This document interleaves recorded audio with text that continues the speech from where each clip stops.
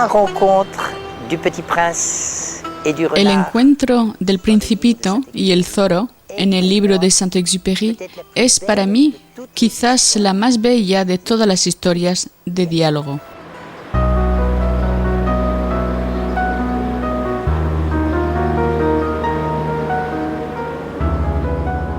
Buenos días. Buenos días. ¿Quién eres tú? Tú eres muy lindo. Soy un zorro. Ven a jugar conmigo. Estoy muy triste. No puedo jugar contigo. No estoy domado. Ah, disculpa. ¿Qué significa domesticar? Tú no eres de aquí. No, ¿qué significa domesticar? Es algo demasiado olvidado. Significa crear lazos. ¿Crear lazos? Le Petit Prince est typiquement européen et le renard est typiquement asiatique. El Principito es típicamente europeo y el zorro es típicamente asiático. El Principito quiere ser amigo del zorro inmediatamente para poder hacer cosas juntos. Nosotros aquí en Europa somos personas del hacer y de la velocidad. Y para el zorro, que es, en mi opinión, asiático o quizás africano, lo que cuenta es el estar con. Ahora bien, para estar con, hay que aprender del otro, domar al otro. Por favor, domésticame. Quisiera, pero no tengo mucho tiempo. Tengo amigos que descubrir y muchas cosas que conocer. Uno solo conoce las cosas que domestica. Si tú quieres un amigo, domésticame. ¿Qué hay que hacer? Hay que ser muy paciente. Tú te sentarás primero no muy lejos de mí, así en el césped. Yo te miraré de reojo y tú no dirás nada, pero cada día podrás sentarte un poco más cerca. Así el Principito domesticó el zorro.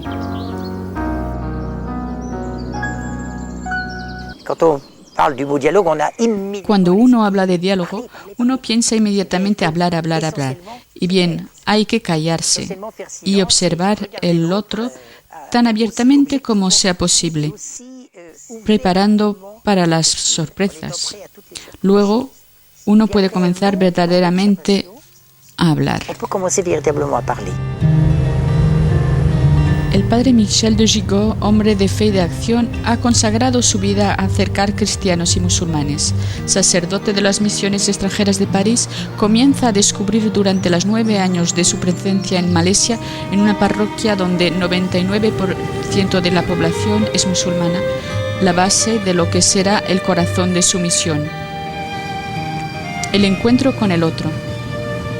El encuentro con el Islam.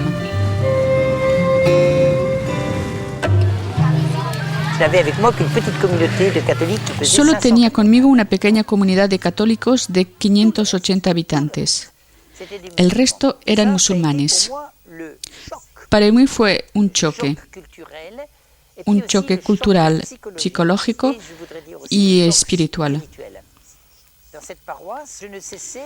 En esta parroquia yo no cesaba de predicar sobre el amor y me acuerdo como si todavía estuviera allí un domingo. El Evangelio decía: si tú amas solo a aquellos que te aman, ¿qué tiene de extraordinario? Y esta frase crucial, perturbadora, asombrosa, detonante de Cristo: ama a aquellos que te persiguen, reza por aquellos que te desean el mal, porque el Señor deja caer su sol sobre los buenos como sobre los malos y hace llover sobre los justos como los injustos. Sé perfecto como lo es tu Padre.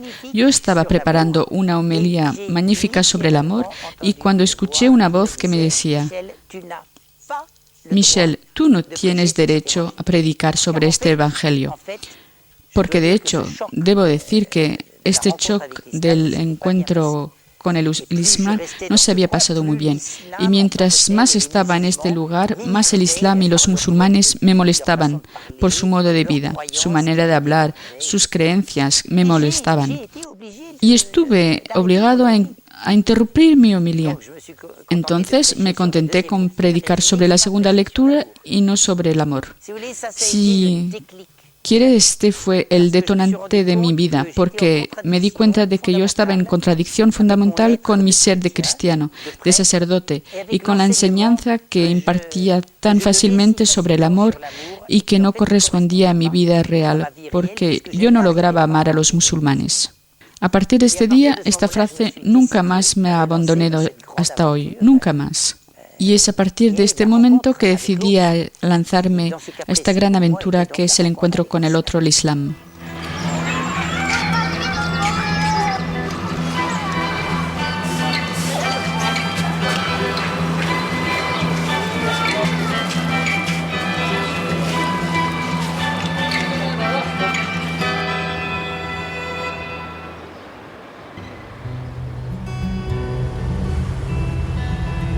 Después de haber estudiado en Roma sobre el Islam, aprendí el árabe.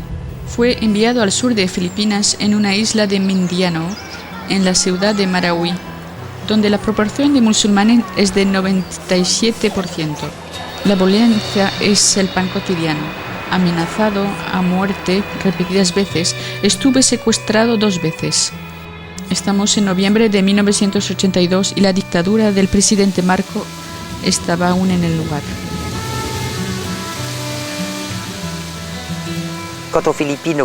Cuando en las Filipinas le preguntan, ¿en dónde es usted sacerdote? Y él dice, Marawi, hola, Marawi. Esta ciudad es conocida como la ciudad de los secuestrados, la provincia de la violencia, del odio de los cristianos y musulmanes. Es cierto, pero no hay solo eso. Por supuesto.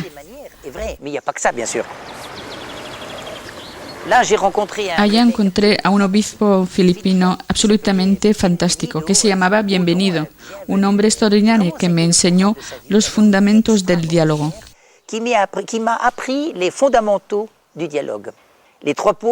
El conocimiento, inmersión, vida espiritual profunda.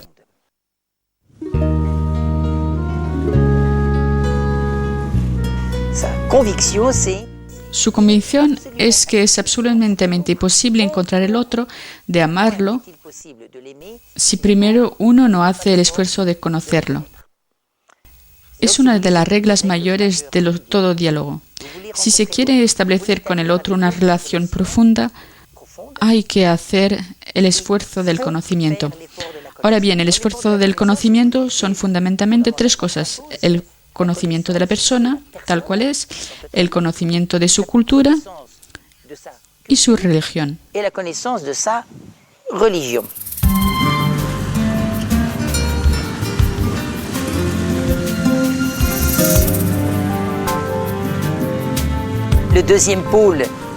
El segundo polo es la inmersión.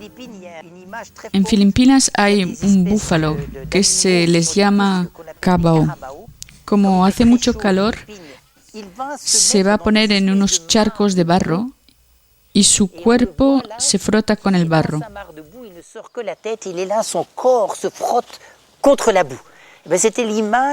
El obispo decía, hagan como el carabao, métense en el charco y frótense con los musulmanes.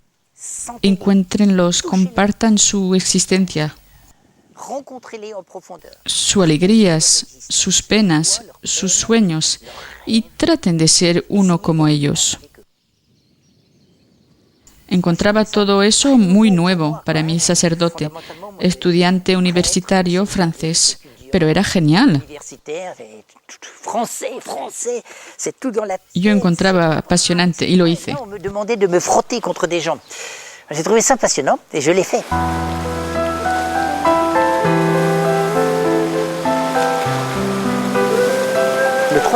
El tercer polo es la oración.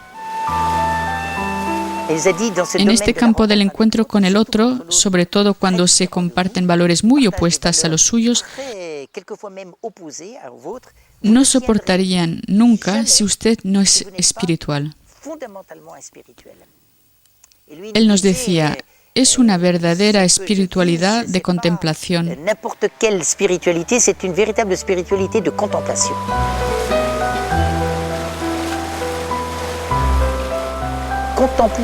contemplar el Dios que ustedes aman,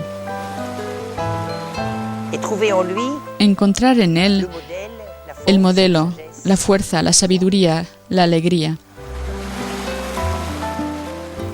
Para mí eso fue extraordinario porque fue el comienzo de un verdadero encuentro con Dios que yo conocía esencialmente intelectual. ¿Eso pasó en la universidad? Sí. En esta provincia, que eran 97% musulmana, había un islote que era la universidad. ¿Cuántos estudiantes? 7.000. 50% cristianos, 50% musulmanes. 65% del profesorado era cristiano y 25% musulmán. Y 80% del cuerpo administrativo era musulmán, porque allí es allí donde es el poder y el dinero. Y 20% era cristiano.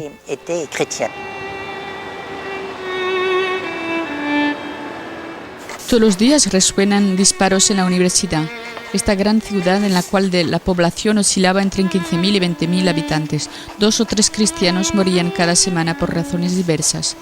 No siendo profesor, sino cura de la parroquia y capellán de los estudiantes, tuve que pelear con el presidente de la universidad, el señor Ali Din Paparo, para instalarme y cuidar la casa dada a la disposición de la capellanía.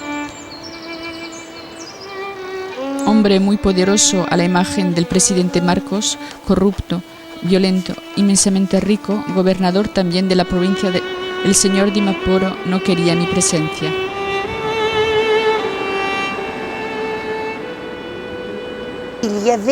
Los cristianos eran discriminados por la mayoría de los musulmanes.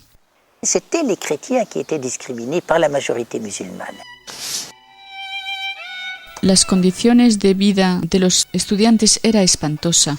Los dormitorios repugnantes, las salas de clase en ruinas. Los profesores cristianos no recibían su salario durante varios meses. Los libros de la biblioteca, cuidados por 53 empleados capacitados, no correspondían de ninguna manera a los deseos de los estudiantes. Era un mundo de desorden, de desconcierto, sobre el que reinaba en déspota Ali Di Maporo. Con su clan familiar saqueaba 80% del presupuesto de la universidad, un presupuesto colosal. Yo he aprendido algo. Todo grupo dominante tiene tendencia a aplastar al otro en todos los niveles. Es una dimensión política del diálogo. Hay que ser consciente de ello. Cuando se está en el grupo mayoritario, se tiene la tentación de aplastar el otro. Hay que hacer un esfuerzo especial para permanecer abierto. Esto ha sido mi lote cotidiano durante mis 9 años a Marawi. Ha nacido en mí una inmensa cólera. Entonces he reflexionado sobre la dimensión profética del sacerdocio y verdaderamente he tratado de ponerla en práctica. Verdaderamente he querido encontrar al Dios en el que yo creía y he hecho un descubrimiento muy sorprendente. El Dios que yo conocía era el Dios de amor, el Dios de la justicia, el Dios de la verdad, el Dios que lucha para que haya aquí en la tierra un verdadero encuentro con los pobres, una verdadera justicia. Yo me sentía a gusto con este Dios. Como en las Filipinas había la dictadura de Marcos, yo he profundizado con Amos. Con Monseñor Bienvenido he descubierto el Dios de la ternura. Mi Dios era el Dios de Amos y el Dios que he descubierto es el Dios de Oseas, el Dios de ternura.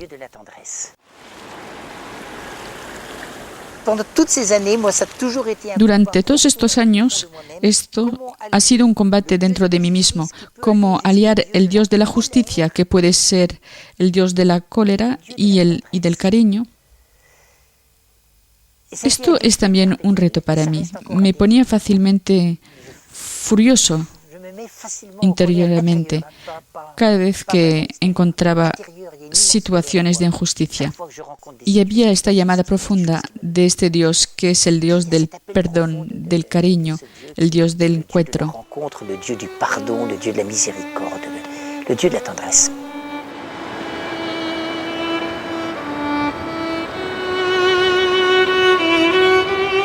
¿Y cómo se pasaba este diálogo entre cristianos y musulmanes en la universidad? ¿No había un poco el despertar de la conciencia de los cristianos ante esta injusticia? La primera parte del diálogo con los musulmanes era conocer mi comunidad cristiana perfectamente, todos sus medios, sus sufrimientos y todas sus alegrías. Esto se ha concretizado con una cosa importante. Yo no tenía coche. Todos los cristianos utilizaban los medios de transporte en común a pesar del miedo y las posibilidades de secuestro. Yo he decidido exactamente como ellos. Y como ellos no tenían la posibilidad de dejar la universidad, yo tampoco no dejaba la universidad. Después mi palabra tenía fuerza, porque sabían que yo vivía los mismos miedos y los mismos sufrimientos. Queriendo darles el valor de luchar con sus derechos fundamentales, el padre Gigot adoptaba una política precisa de su trabajo pastoral, por formando a los jóvenes a la responsabilidad a fin que lleguen a ser sus principales colaboradores, organizaba la capellanía como un supermercado, ofreciendo posibilidades de elección en el dominio de la espiritualidad, de la educación, del deporte. 42 estudiantes forman un núcleo de responsables en todas estas actividades de la universidad. Evidentemente, me he ganado grandes enemigos. La administración musulmana veía con mal ojo estos cristianos que reflexionaban y se restablecían. Pero a mis ojos, mis feligres, la gente en la parroquia tenía que volver a encontrar su dignidad. No podían continuar a ser aplastados sin parar por la administración. Primeramente, inmersión en la comunidad cristiana y después tratar de traer toda la comunidad cristiana en este movimiento de diálogo con la comunidad musulmana y vivir estos tres polos, el conocimiento, la inmersión de los cristianos en la oración profunda. Después de haber trabajado 2 años con los católicos, el padre Michel de Givot comienza el tercer año a visitar todas las familias musulmanas.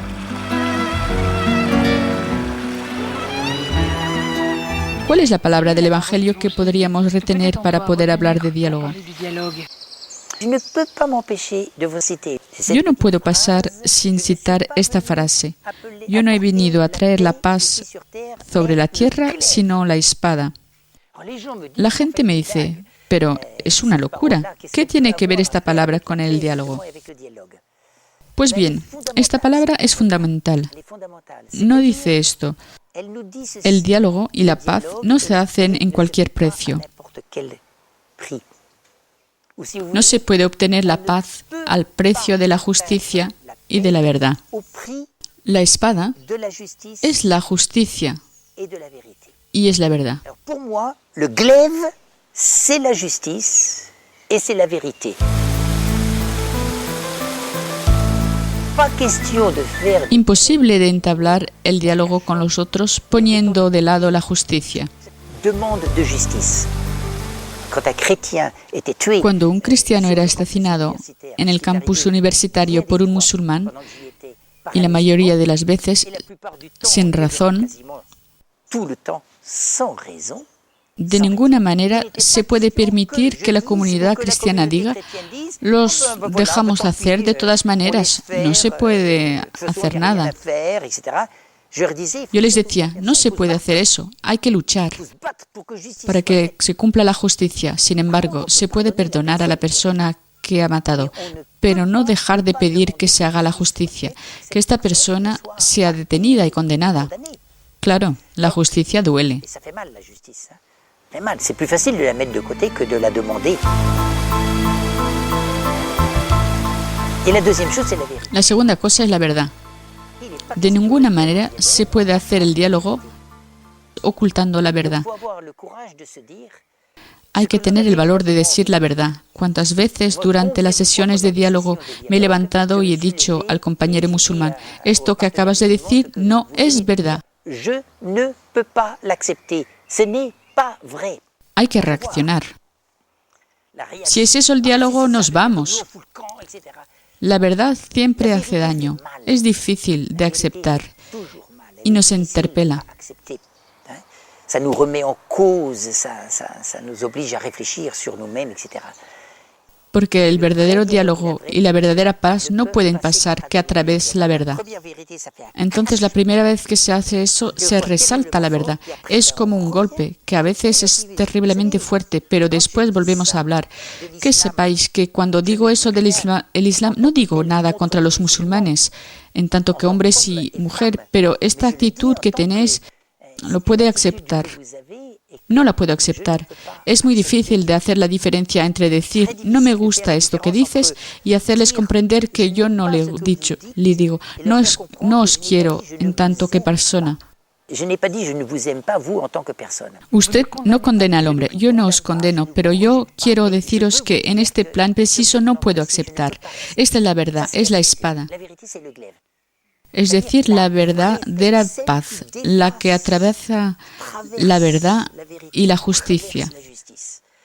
Os puedo asegurar que no es nada fácil. Es necesario a la vez muchísimo coraje y muchísima humildad. Dos actitudes fundamentales para dialogar. Des attitudes fondamentales pour le dialogue.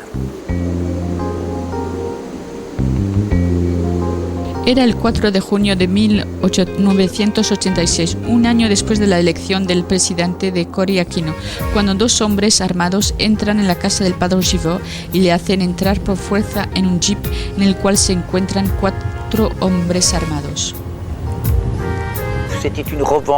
Esto era la revancha personal contra mí porque yo había conseguido que los cristianos se movieran para obtener los derechos que les eran debidos. Era una cuestión de política. El señor Dimaporo, que controla toda la región con una armada de 3.000 hombres, siente su poder amenazado por la decisión de Cory Aquino, la de disolver todas las armadas privadas. Es entonces que secuestra el padre Gigord con una idea que expresa en una frase: yo lo libero si de vuestra parte no tocáis a mi armada privada. Un extranjero, que es un pez gordo, va mejor que un filipino. Todo estaba mezclado, lo religioso, lo político, lo personal.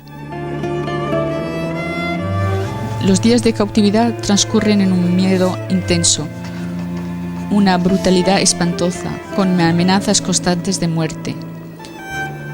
Yo dudaba entre la esperanza y el miedo de jamás ser liberado.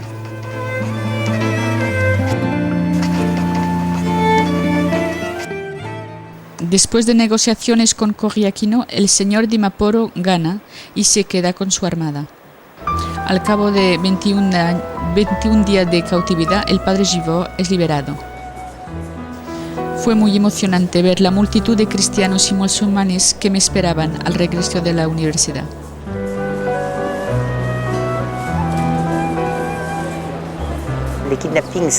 Estas secuestraciones me han impulsado un desafío. ¿Es que yo quiero verdaderamente el diálogo a todas cosas, incluyendo el miedo, el sufrimiento? Porque el diálogo cerebral no me interesa en absoluto. Es el encuentro con el otro, todo lo que se refiere a la vida del otro, que me interesa verdaderamente. Por otra parte, los musulmanes también sufrían de muchas maneras. Habían muchos errores, violencias inútiles, de la cual también sufrían los musulmanes. No es todo blanco o todo negro. La communauté chrétienne musulmane, elle aussi, elle souffrait. Secuestrado por segunda vez con su sobrina en los años 90 y 10, con amenazas de muerte cada vez más precisas, el padre Michel de Givord está obligado a marchar de la universidad, escondido en el fondo de un automóvil. Es así que el padre se instala en una ciudad cercana a 40 kilómetros llamada Ligan City. Allí constituye un grupo interreligioso de estudiantes universitarios. Luego, en 1992, él acepta el puesto de secretaria de la Comisión Episcopal de Diálogo Interreligioso en Filipinas. De esta manera, el padre pone en marcha en diferentes ciudades una sesión periódica de diálogo interreligioso entre cristianos y musulmanes. La question était toujours Pourquoi vous voulez nous faire se rencontrer? Qu'est-ce qu'on va La faire? pregunta típica era, ¿por qué quiere usted que nos reunamos? ¿Qué quiere que hagamos? La respuesta era nada, nada, nada. Nos vamos a sentar en un mismo lugar, vamos a tratar de escucharnos, de saber quién es el otro, qué hace, qué le gusta. A la pregunta, ¿y después de la primera reunión vamos a continuar? La respuesta era sí, vamos a continuar, vamos a tratar de entendernos sin que haga sin ningún tema preestablecido, sin que haya ningún proyecto, simplemente vamos a compartir, a estar juntos. Vamos a encontrarnos y poco a poco vamos a crear un ambiente de confianza que nos permita de abordar temas difíciles como el papel de la mujer en el Islam para los musulmanes, la oración y el cristianismo, la ley. Desafortunadamente, si este ambiente de confianza no se da, la reunión termina siempre en una fuerte discusión de ideas. La verdad, estoy aburrido de este tipo de discusiones.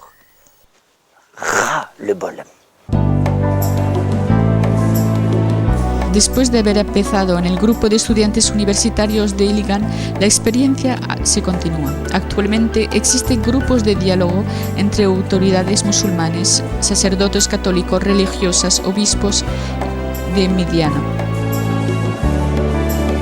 De este diálogo han nacido muchas iniciativas, tales como la Semana de la Paz en toda la isla de Mindanao, donde cristianos y musulmanes se reúnen para orar, dialogar y avanzar en paz.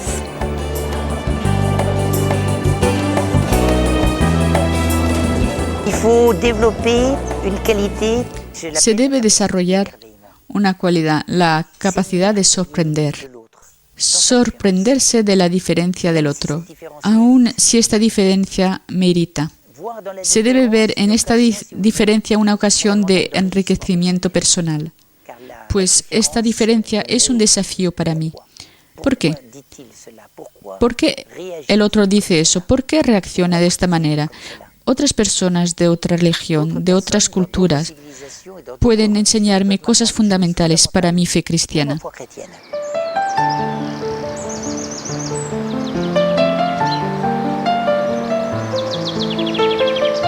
Para avanzar en el camino del diálogo, ¿no deberíamos repasar nuestro pasado, nuestra historia en común?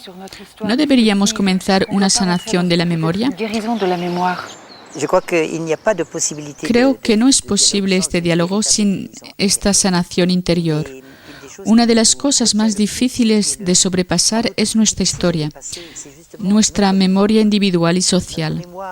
La memoria individual es mi propia historia.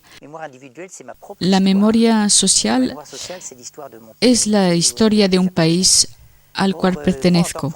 Como francés, nosotros tenemos una historia aquí. Ya que seamos conscientes o no, una historia bastante antimusulmana. Desde hace muchas generaciones, que uno lo quiere o no, está impreso algo en lo más profundo de mí mismo.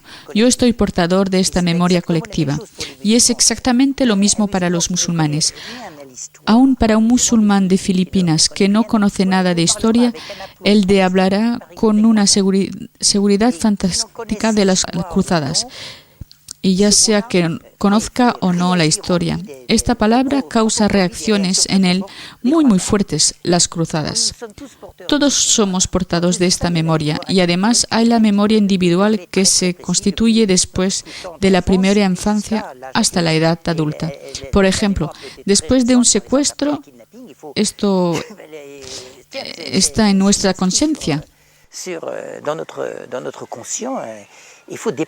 Es necesario sobrepasar esta memoria, pues lo queramos o no, siempre tendremos historias negativas. Y si ellas no son equilibradas por historias positivas, no es posible salir de esta situación negativa. Para sobrepasar la memoria negativa, no se debe borrar de esta memoria, ni tampoco se debe borrar. Sin esta sanación de la memoria, yo pienso que es difícil hacer un diálogo. Es tan fácil decir alguna cosa contra los otros. toujours, on trouvera quelque chose à dire contre. C'est tellement facile de dire des choses contre les autres, tellement facile. Después de 20 años en Filipinas, en julio 2001, a pesar de su inmenso amor por la Asia, el padre de Givors vuelve definitivamente a Francia para ponerse al servicio diócesis de Dijon. Yo volví en Francia con la misma pasión que tenía por Filipinas y por el Asia en el momento que marché. La pasión de querer compartir algo, de crear un puente. El primer puente era entre Europa y Asia y en el segundo entre Asia y Europa. Y tratar de compartir con los franceses todo lo que he amado profundamente allí en Asia.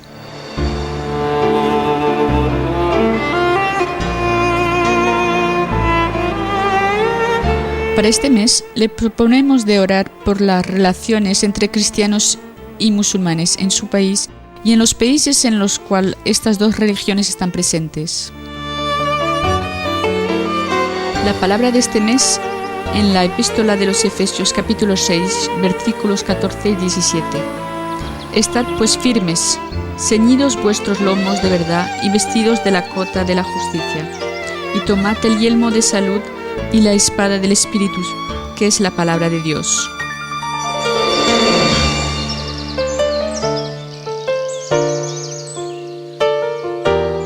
Pueden leer este libro de Michel de Givors, El choc del diálogo, una entrevista de Jean-Luc Angelis, edición CLD, edición de 2002.